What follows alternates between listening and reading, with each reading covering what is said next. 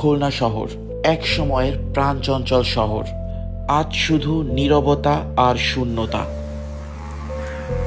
জীবজন্তু আর পশু পাখি দখল করে নিয়েছে রেল স্টেশনকে।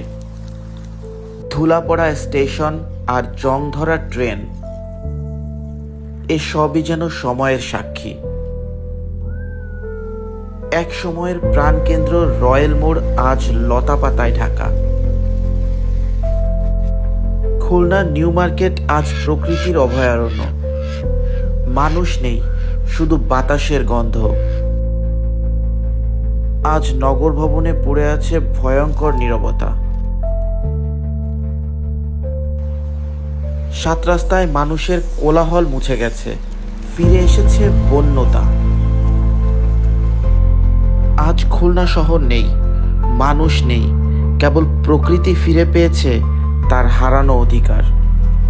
খুলনা বিশ্ববিদ্যালয়কে দখল করে নিয়েছে হাতির পাল।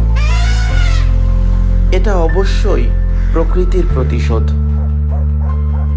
পুরনো দালানগুলো ভেঙে পড়েছে, ভাঙা জানালা দিয়ে শুধু উকি দেয় বাতাস আর শূন্যতা।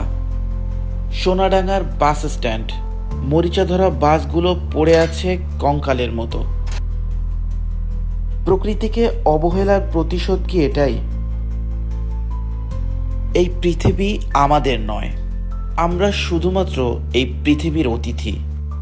আমরা যদি প্রকৃতিকে ভালো না বাসি, যদি তাকে রক্ষা না করি, তাহলে আমাদের একদিন অস্তিত্ব মুছে যাবে, যেমন মুছে গেছে এই শহরের মানুষ। এই দৃশ্য হয়তো আমাদের জন্য শেষ সতর্কবার্তা।